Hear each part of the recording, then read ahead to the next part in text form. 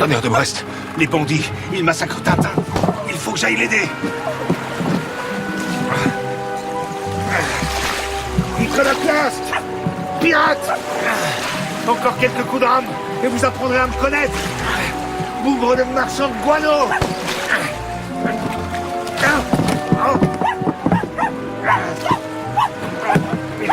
Ça va!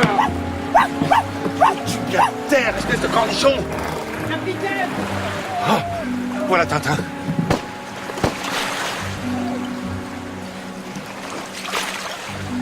Vite, embarquez! Pas blessé au moins, fiston. Bien. Vas-y, les grappillures. Oh. Mais filons vite. Tournesol est à bord, capitaine. Je l'ai vu. Ils ont décidé de le mettre à mort parce que, disent-ils, il a commis un sacrilège en passant à son poignet le bracelet de l'Inca. Un sacrilège? Tournesol? À terre, maintenant. Nous cherchons du renfort, vite. Vous irez en ville alerter la police. Moi, je resterai sur la plage pour observer ce qui se passe. Entendu.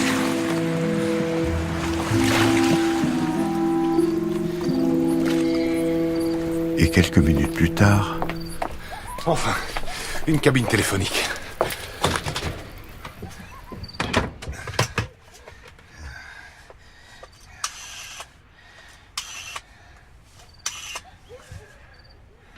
Allô, la police? Passez-moi le seigneur inspecteur supérieur, vite. C'est ainsi. Vous êtes malade. Il dort, le seigneur supérieur. Je le sais bien qu'il dort, Tonnerre de Brest. Ce que je vous demande, c'est de le réveiller. Dites-lui que c'est très très urgent. Urgent ou pas urgent, ça m'est égal. On ne réveille pas le seigneur à 4 heures du matin. Mais puisque je vous dis que... Allô? Allô? Ah, le bougre de sauvage de Tonnerre de Brest. Il a raccroché. Pendant ce temps-là, sur la plage... Et rien ne bouge. Aurait-il l'intention, après ce qui s'est passé? Oh, ils ont mis une embarcation à la mer. Pourvu que le capitaine revienne vite avec du renfort. Une idée. Je vais téléphoner au Dupont et Dupont. Voyons. 4... 0... 8...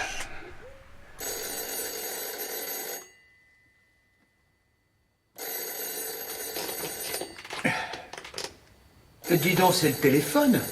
Oui, en effet, je crois que c'est le téléphone.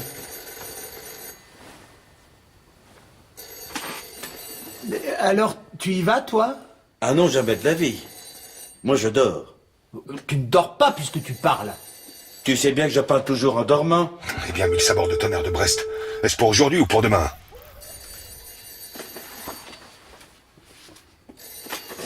C'est bon. J'y vais. Mais la prochaine fois, tu iras toi-même. Allô? Allô, Dupont! Enfin, c'est pas trop tôt, ici le capitaine Haddock. Comment? Oui, ah oui, le capitaine Haddock, Le professeur Tournesol est retenu prisonnier sur le bateau. Il est en danger. Comment? Tournesol, c'est... Tintin est en train de le surveiller, venez vite! Oui. Bien. Bon, nous arrivons immédiatement.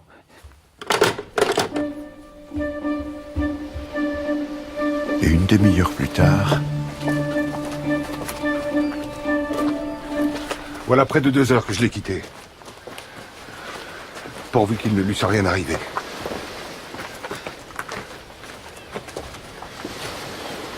Voilà notre barque.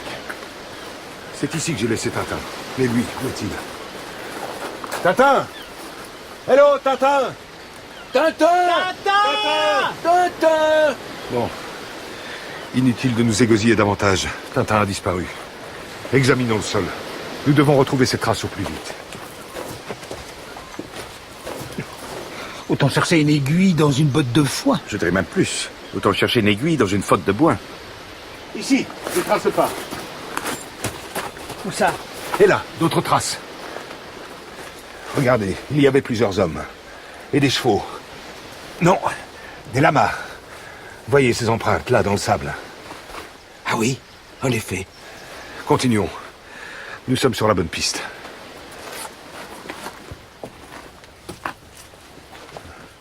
Les traces s'arrêtent à cette route, évidemment. Qu'importe, on devine qu'ils ont continué dans la même direction. Pardon, minute. Et si c'était une ruse? S'ils étaient partis dans la direction opposée? Très juste.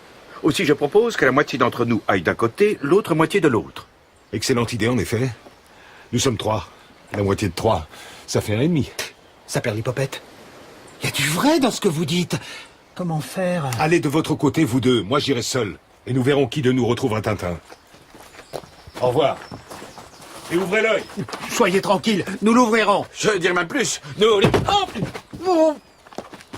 Mais tu aurais pu me prévenir qu'il y avait un panneau. Et toi alors? Et après plusieurs heures de marche, Tiens, voilà un jeune Indien avec son poncho et cette espèce de bonnet phrygien sur la tête. Peut-être a-t-il vu Tintin.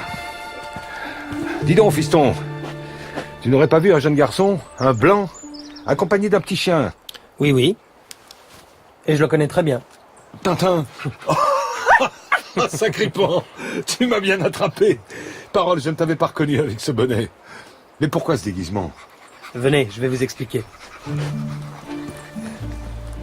Peu après votre départ, ils ont débarqué Tournesol. Des complices qui les attendaient sur la plage ont hissé notre ami sur un lama et l'ont emmené. Moi, je les ai suivis de loin afin de ne pas me faire voir. En traversant le marché de Santa Clara, la petite ville où nous allons arriver, j'ai acheté en hâte ce poncho et ce chapeau, ce qui m'a permis de m'approcher d'eux au moment où, au guichet de la gare, ils prenaient leur billet pour Jauja. Et Tournesol, qu'ont-ils fait de lui?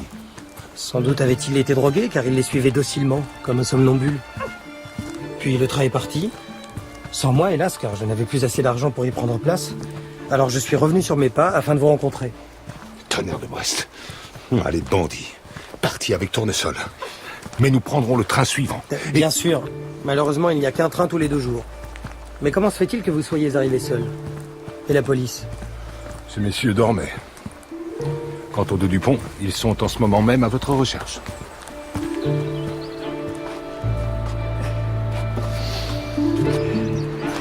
Allons, continuons. Il ne devrait plus être très loin. Je dirais même plus. Continuons. Hey.